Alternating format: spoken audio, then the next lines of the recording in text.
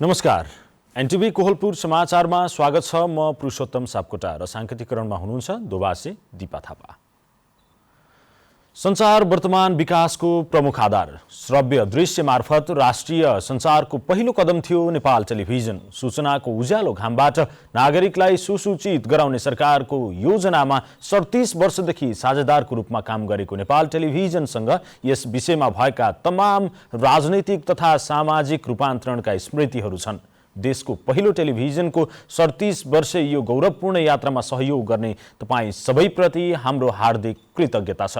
आजको समाचारमा विभिन्न जिल्लाका दर्शकहरूको शुभेच्छा, शुभकामना र अन्य देश विदेशका प्रसङ्गहरू छन्। तर सुरुमा प्रमुख समाचार। नेपाल टेलिभिजन स्थापना भएको 37 वर्ष पूरा भई आजदेखि 38 वर्षमा प्रवेश। सूचना, शिक्षा र मनोरञ्जनात्मक कार्यक्रम प्राथमिकतामा। लगातार तेस्रो दिन पनि आज कोरोना संक्रमित हुने भन्दा निको हुने संख्या धेरै, 5292 जना संक्रमित थपिए। दाङमा राहदानी बनाउनेहरूलाई वैदेशिक रोजगारी सम्बन्धी परामर्श प्रदान। वैदेशिक रोजगारीलाई सुरक्षित बनाउन प्रशासन कार्यालयको प्रयास। ब्राजिलमा 2 दिन यता बाढी पहिरोमा परि अहिलेसम्म 19 जनाको मृत्यु, हजारौं नागरिक विस्थापित। भारी वर्षातले उद्धारको काममा पनि समस्या।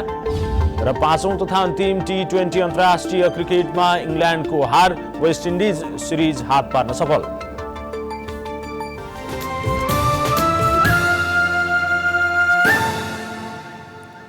समाचार अब विस्तारमा।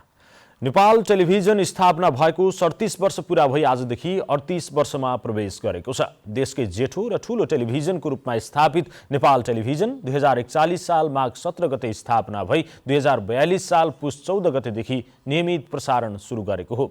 समाचार, मनोरञ्जनात्मक कार्यक्रम तथा सामाजिक, आर्थिक र सांस्कृतिक क्षेत्रका विषयवस्तुको प्रसारणलाई प्राथमिकता दिँदै आएको नेपाल टेलिभिजनले 37औं वार्षिक उत्सव मनाएको छ। विक्रमसम्म 2041 साल माघ 17 गते स्थापना भएको नेपाल टेलिभिजन देशको सबैभन्दा पहिलो टेलिभिजन पनि हो। 2042 साल पुस 12 गते संस्थानमा परिणत भएको नेपाल टेलिभिजनले 2042 सालको पुस 14 गतेदेखि नै नियमित प्रसारण सुरु गरेको हो। 2058 सालदेखि भू उपग्रह मार्फत आफ्नो प्रसारण जोडेको नेपाल टेलिभिजनले मूलतः समाचार, मनोरञ्जनात्मक कार्यक्रम तथा सामाजिक, आर्थिक र सांस्कृतिक क्षेत्रका विषयवस्तुको प्रसारणलाई प्राथमिकता दिँदै आएको छ। देशको विभिन्न कालखण्डमा घटेका घटना र राजनीतिक आन्दोलनको एक साक्षीका रूपमा पनि नेपाल टेलिभिजन रहिआएको छ। विक्रमसम्म 2046 सालको जनआन्दोलन होस् अथवा 2062-63 को दोस्रो जनसङ्घर्ष वा संविधान सभाको निर्वाचन, नेपाल टेलिभिजनले निर्वाध रूपमा सूचना सम्प्रेषण गर्ने आफ्नो राष्ट्रिय विशिष्ट दायित्वलाई गहन रूपमा निर्वाह गरेको इतिहास छ।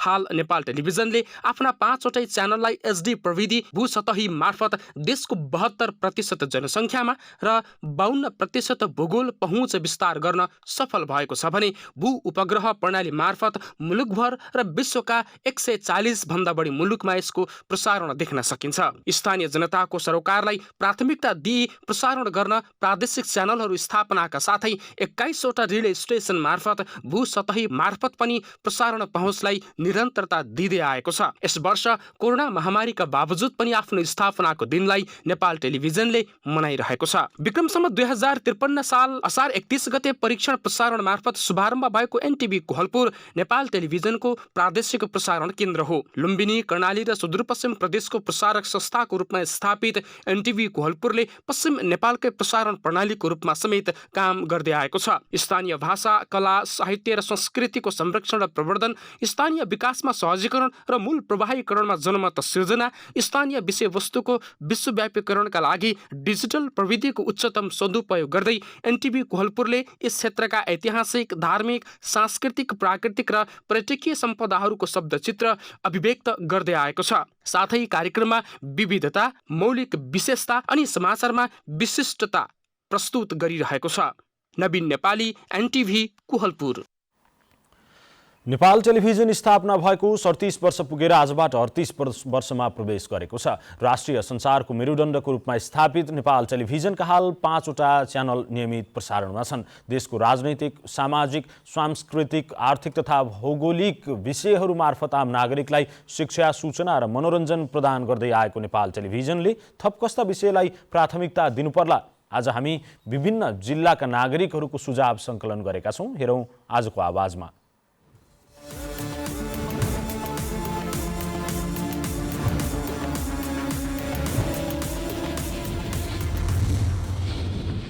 नेपाल टेलिभिजनको 37औं वार्षिक उत्सवमा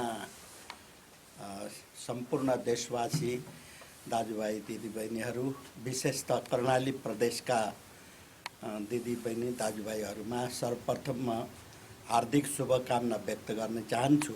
नेपाल टेलिभिजनले कर्णाली प्रदेशको आर्थिक सामाजिक लगायतका विभिन्न पक्षहरूलाई उजागर गरेर आम कर्णालीवासीहरू समक्ष सुसूचित गराउन चाहिँ सफलता प्राप्त होस् भन्ने समेत म यो अवसरमा शुभकामना व्यक्त गर्न चाहन्छु। नेपाल टेलिभिजन प्रदेश प्रसारण केन्द्र कोहलपुरले सामाजिक परिवर्तन, सचेतना र सामाजिक रूपान्तरणका लागि पुर्याउँदै आएको योगदान सराहनीय छ। अब त्यो समुदाय स्तरकादेखि लिएर अब समुदायका मेजर चाहिँ सवालहरू, समुदायमा चाहिँ भएका मुख्य चाहिँ ती सवालहरूलाई चाहिँ उजागर गर्ने, त्यसलाई चाहिँ समुदाय स्तरमा चाहिँ र त्यो तपाईँको चाहिँ नीतिगत तहमा पनि अलिकति इन्फ्लुएन्स गर्ने हिसाबले चाहिँ अगाडि बढाउने, तथ्यपरक विश्वसनीय र आधिकारिक सूचना जानकारीका लागि हामीले नेपाल टेलिभिजन हेर्दै आएका छौँ र नेपाल टेलिभिजन मार्फत प्रसारण हुने विभिन्न कार्यक्रमहरू, समाचारहरू निकै लोकप्रिय छन्। हामीले दिने सही सूचनाको कुरामा आम जनताहरू विश्वास छ, यसप्रति भर परेका छन्। यहाँहरूले जुन यो टेलिभिजनको मार्फत जुन आवाजविहीनहरूको आवाजलाई चाहिँ जुन उजागर गरिराख्नु भएको छ र गाउँठाउँमा गएर विकास समृद्धि र चेतनाको मामलामा तपाईँहरू चाहिँ यो जुन अब्बल एउटा सञ्चार माध्यमको भूमिका निर्वाह गर्नुभएको छ, यो सराहनीय छ र प्रशंसनीय छ। अब सर्वप्रथम त नेपाल टेलिभिजन चाहिँ सञ्चार माध्यमलाई चाहिँ म यो 37औं वार्षिक उत्सवमा चाहिँ शुभकामना छ। नेपाल टेलिभिजनले हुम्लाको सन्दर्भमा चाहिँ हुम्लाको समसामयिक विषयहरूलाई जनतामाझ ल्याउने प्रयत्न गरेको छ। यो धेरै राम्रो कुरा हो। व्यवसायिक परिवर्तनका कुराहरू र तपाईँको पछिल्लो जेनेरेसनलाई समेट्न सक्ने जस्तो नलेजका एजुकेसन सम्बन्धी कुराहरूलाई चाहिँ अलिकति समेट्न नसक्दा थोरै पछाडि परेको हो कि हाम्रो भाषालाई समग्रमा समेट्न सकिने लिपि भएका सबै भाषाहरूको बारेमा यो सरकारी मिडियाले महत्त्व दियोस्। कृषिसित सम्बन्धित र कृषि र कृषकका कुराहरू अलि धेरै तलसम्म पुगेर लिए भने राम्रो हुन्थ्यो र किसानले पनि हाम्रो पनि मिडिया छ, हाम्रा समस्याहरू पनि बुझ्ने छन् भनेर थाहा पाउँथ्यो। मिडियाको रूपमा जो नेपाल टेलिभिजन प्रस्तुत भएको छ र यसले गर्दाखेरि धेरै कुराहरू नागरिकहरूमा पनि जनचेतनाको अभियानहरू फैलाउने काम पनि यसले गरेको छ। धेरै चाहिँ यो भनौँ न जनतालाई चाहिँ सुसूचित गर्ने खालको चाहिँ डकुमेन्ट्रीहरू, स्वास्थ्य सम्बन्धी डकुमेन्ट्रीहरू, शिक्षा सम्बन्धी डकुमेन्ट्रीहरू, विकास निर्माण सम्बन्धी डकुमेन्ट्रीहरू र त्यसबाहेक समाचारहरू, त्यो सबै चाहिँ राम्रोसँग सुन्न बुझ्न पाएको थियौँ। विभिन्न कार्यक्रमहरू नेपाल टेलिभिजनले प्रसारण गरेर जनतालाई जानकारी गराउने कामहरू गरिरहेछ। हामीले पनि हेर्दै आएका छौँ। नेपाल टिभी अत्यन्तै हामीलाई मनपर्छ। यसले सबै सर्वसाधारणको मन जितेको छ। यो निष्पक्ष ढङ्गमा यो सरकारी तौरबाट चले पनि यसले हरेक कुराहरूलाई हरेक भ्यूबाट चाहिँ यसले आफ्ना तपाईँको खबरदारीहरू गरिरहेको हामीले पाइरहेका छौँ। विशेष गरी यसले चाहिँ प्रत्येक दिवसीय कार्यक्रमहरू भयो होइन, अनि कुनै पनि घटनाको र त्यहाँको समय सापेक्षका कुराहरूलाई चाहिँ बढीभन्दा बढी कभरेज गरेको पाइन्छ।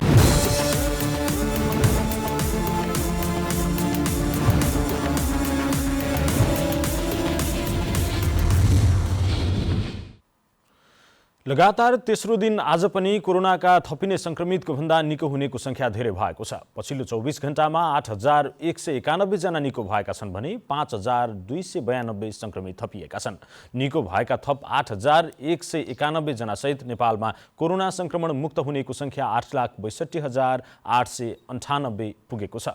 अहिले नेपालमा 79,272 जना कोरोनाका सक्रिय संक्रमित रहेका छन्।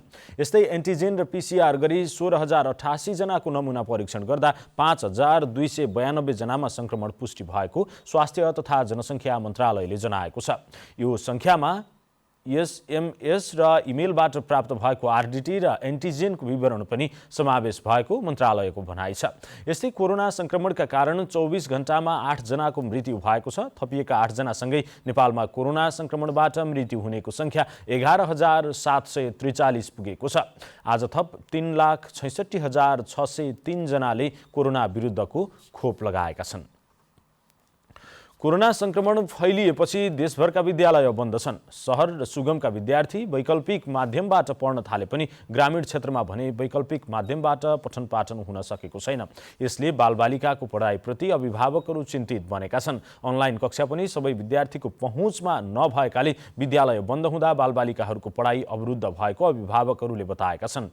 यसअघि पनि विद्यालय बन्द हुँदा कतिपय विद्यालयले वैकल्पिक माध्यमबाट पढाइ सञ्चालन गर्न सकेका थिएनन्। रेडियो टिभी कार्यक्रमबाट सदरमुकाम आसपासका विद्यार्थीहरूले पढ्न पाए पनि ग्रामीण क्षेत्रमा अझै समस्या रहेको विद्यालयहरूले नै बताएका छन्। स्थानीय तहहरूले पनि टोल शिक्षणको अवधारणा अगाडि बढाउन नसक्दा विद्यार्थीहरू पढाइमा कमजोर हुँदै गएका छन्। कोरोनाका बेला विद्यालय बन्द हुँदा बालबालिकाहरूको पढाइमा परेको असर भविष्यमा समेत देखिने शिक्षकहरू बताउँछन्।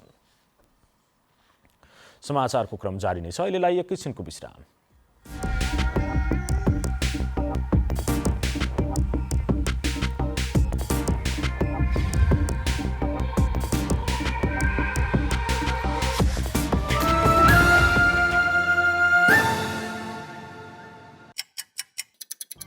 हर घड़ी हर प्रहर प्रत्येक गाउँ प्रत्येक शहर के निकट के विकट हरेक स्थितिमा हरेक परिस्थितिमा नीति विधि र प्रतिनिधिका कुरा, प्रकृति संस्कृति र प्रविधिका कुरा, हाम्रो समाचार, तथ्य, सूचना, निष्पक्ष विचार, हाम्रो अभिभारा, तपाईको सूचनाको अधिकार।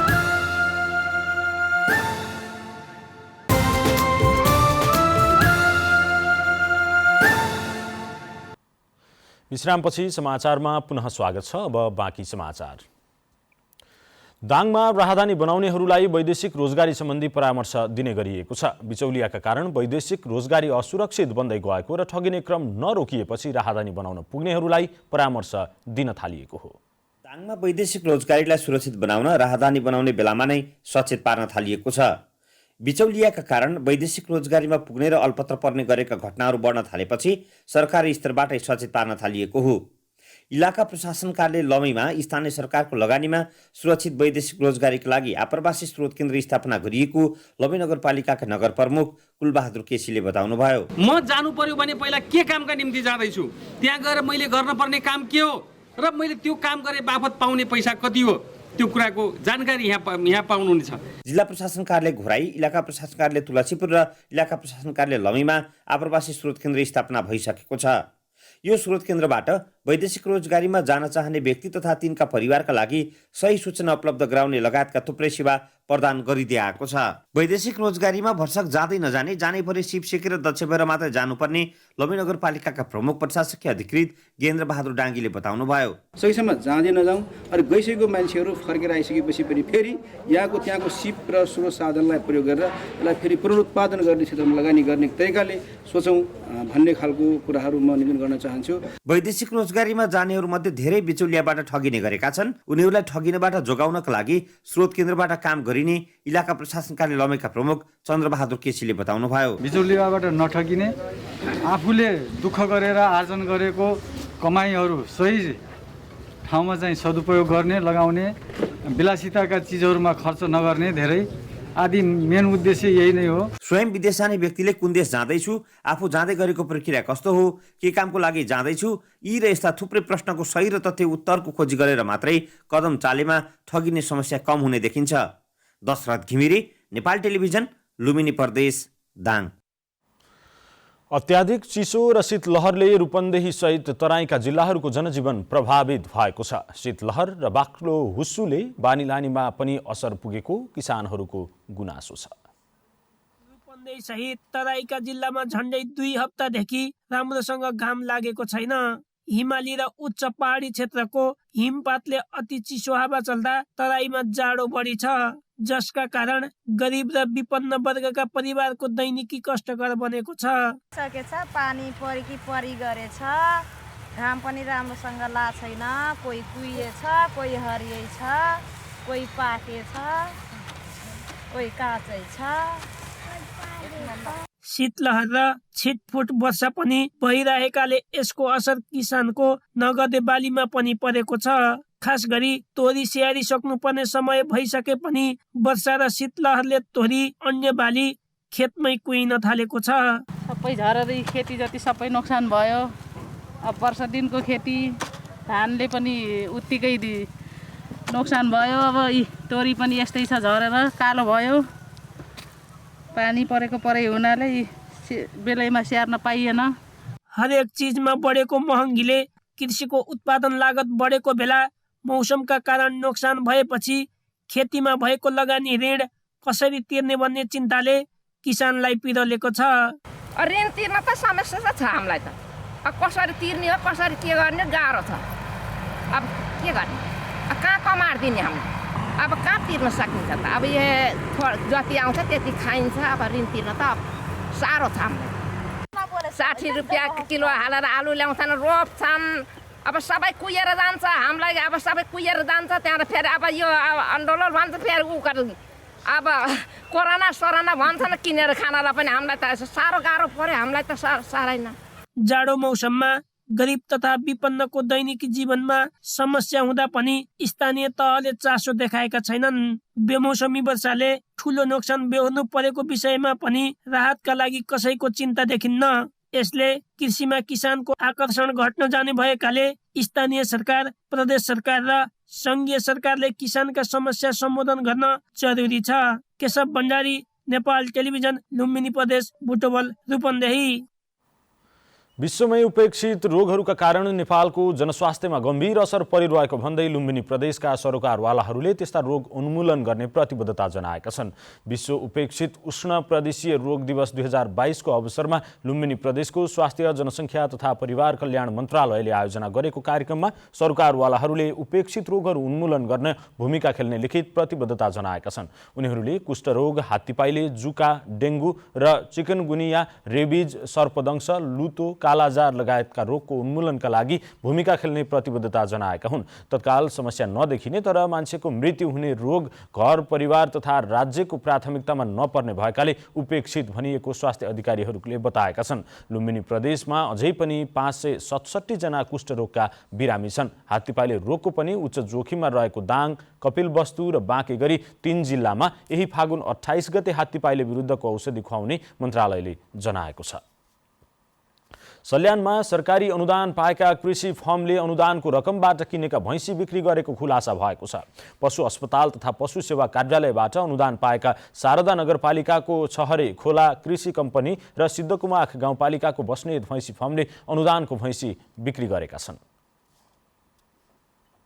पशु अस्पताल तथा पशु सेवा कार्यालय सल्यानले शारदा नगरपालिका 5 रातामाटामा रहेको छहरे खोला कृषि कम्पनी प्रणालीलाई 20 लाख रुपियाँ अनुदान दियो। त्यसबाट 7 भैँसी 1 राङ्गो किनिएको थियो भने सुधारिएको गोठ निर्माण भएको थियो।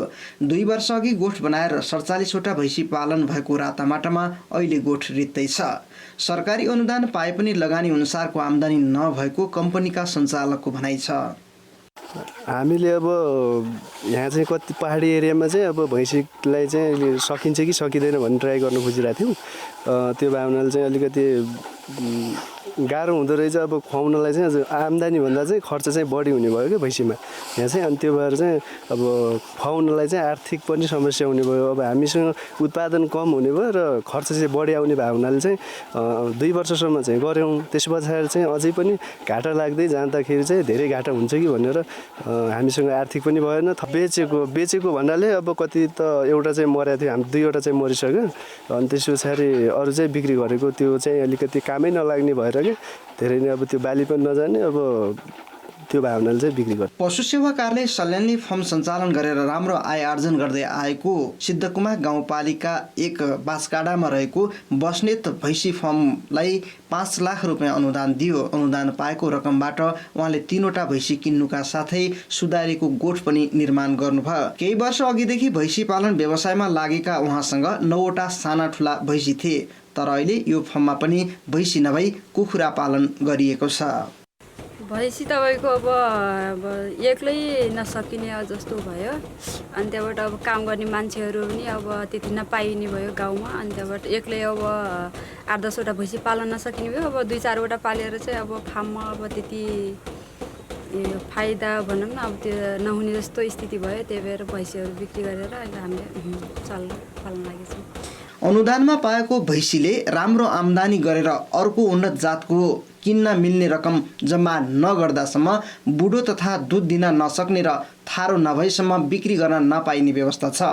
पशु अस्पताल तथा पशु सेवा कार्यालय सल्यानले अनुदान प्रदान गरेका फर्मको अनुगमन गर्ने र व्यवसायमा किसानलाई फेरि सहभागी गर्ने जनाएको छ।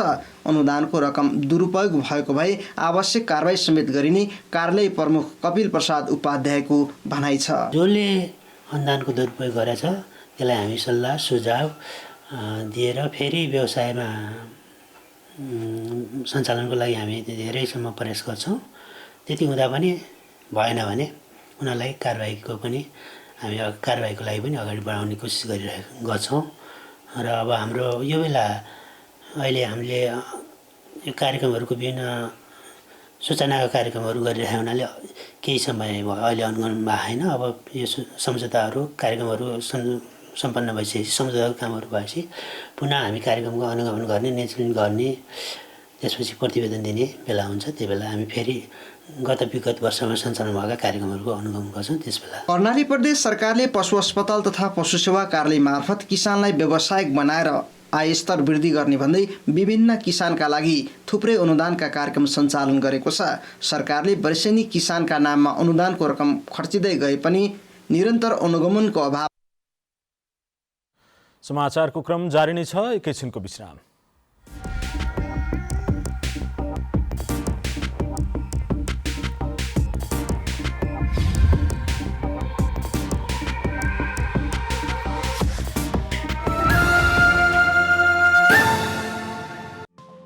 केही नयाँ केही फरक,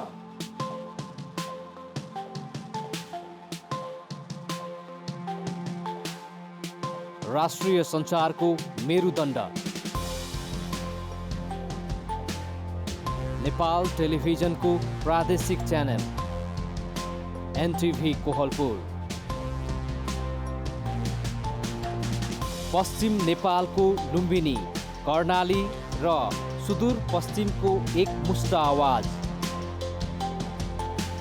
सत्य समाचार, तटस्थ विचार, कार्यक्रममा मौलिकता, समावेशिता र विकासमा विस्तार, डिजिटल दुनियाँमा तपाईको विचार र भावनालाई संसारसँग जोड्दै एनटिभी कोहलपुर, सूचना, शिक्षा र मनोरञ्जनको यो यात्रा हो समृद्धिको।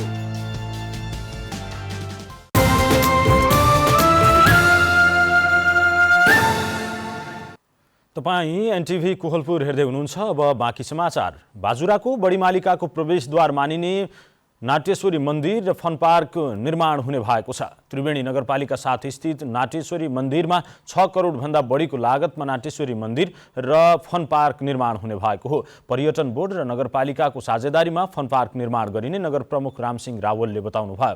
बडीमालिका मन्दिरको पूजा गरेपछि नाट्येश्वरी मन्दिरमा पुगेर दर्शन तथा पूजा अनिवार्य गर्नुपर्ने परम्परा रहेको छ।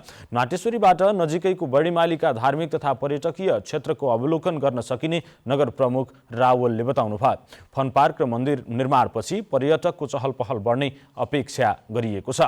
फन पार्क र मन्दिर निर्माण जालुकेनी निर्माण सेवा प्रणालीले ठेक्का सम्झौता गरेको छ। 14 करोड बढीको लागतमा नाट्येश्वरीको डिपिआर भएको भए पनि पहिलो चरणमा 6 करोड 38 लाखको काम हुनेछ। अब अन्तर्राष्ट्रिय समाचार।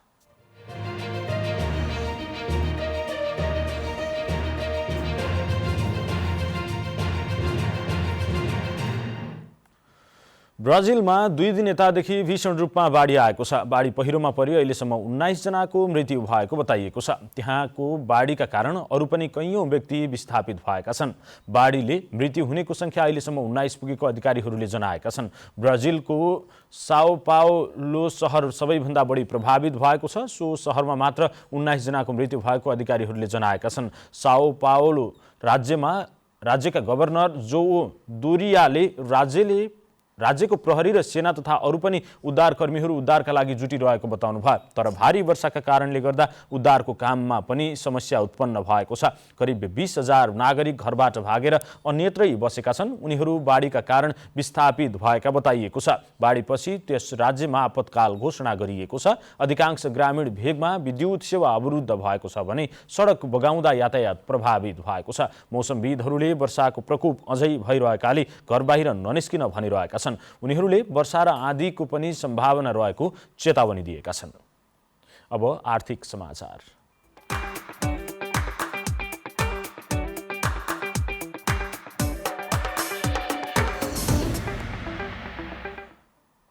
हिजो आइतबार 105 अङ्कले बढेको शेयर बजार परिसूचक नेप्से आज भने घटेको छ। नेप्से आज 14.48 अङ्कले घटेर 2871.05 बिन्दुमा झरेको छ। आज माइक्रो फाइनान्स, अन्य र लगानी बाहेक सबै समूहको शेयर घटेको छ। बिमा, उत्पादन र विकास बैंकको शेयर उच्च अङ्कले ओह्रालो लागेको छ।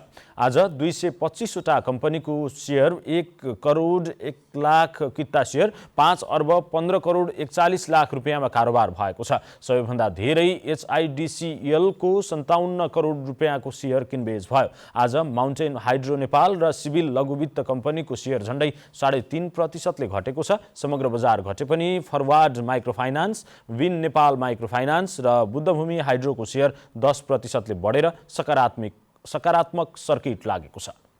अब खेलकुद समाचार।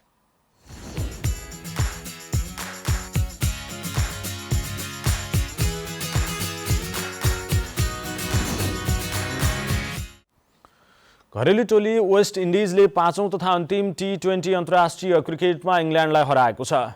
ब्रिज टाउनमा भएको खेलमा वेस्ट इन्डिजले इङ्ल्यान्डलाई 17 रनले हराएको हो। यस जितसँगै 5 खेलको सिरिज वेस्ट इन्डिजले 3-2 ले जितेको छ। वेस्ट इन्डिजले दिएको 180 रनको लक्ष्यसहित जवाफी ब्याटिङ गरेको इङ्ल्यान्ड 19 ओभर 5 बलमा अल आउट हुँदै 162 रनमा समेटियो। इङ्ल्यान्डका लागि जेम्स भिन्सले 55 रनको अर्धशतकीय इनिङ खेले। यसअघि पहिले ब्याटिङ गरेको वेस्ट इन्डिजले 20 ओभरमा 4 विकेट गुमाएर 179 रन जोडेको थियो।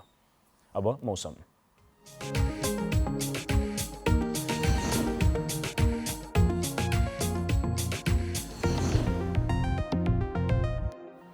आज प्रदेश 1, बागमती, गण्डकी तथा लुम्बिनी प्रदेशका पहाडी भूभागमा आंशिकदेखि सामान्य बदली रही बाँकी भूभागमा आंशिक बदली रह्यो। आज राति पनि देशको उच्च पहाडी तथा हिमाली भूभागका थोरै स्थानहरूमा हल्का हिमपातको सम्भावना रहेको छ। अब मौसम सम्बन्धी थप विवरण।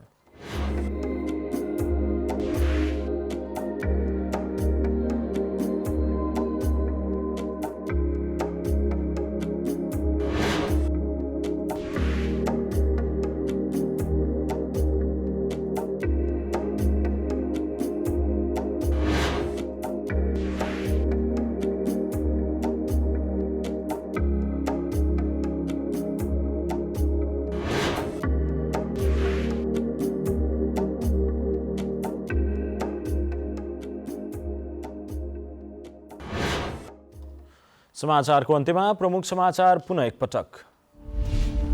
नेपाल टेलिभिजन स्थापना भएको 37 वर्ष पूरा भई आजदेखि 38 वर्षमा प्रवेश। सूचना, शिक्षा र मनोरञ्जनका कार्यक्रम प्राथमिकतामा। लगातार तेस्रो दिन पनि आज कोरोना संक्रमित हुनेभन्दा निको हुनेको संख्या धेरै, 5292 जना संक्रमित थपिए। दाङमा राहदानी बनाउनेहरूलाई वैदेशिक रोजगारी सम्बन्धी परामर्श प्रदान। वैदेशिक रोजगारीलाई सुरक्षित बनाउन प्रशासन कार्यालयको प्रयास। ब्राजिलमा 2 दिन यता बाढी पहिरोमा परि अहिलेसम्म 19 जनाको मृत्यु, हजारौं नागरिक विस्थापित। भारी वर्षाले उद्धारको काममा पनि समस्या। र 5औं तथा अन्तिम T20 अन्तर्राष्ट्रिय क्रिकेटमा इङ्ल्यान्डको हार, वेस्ट इन्डिज सिरिज हात पार्न सफल।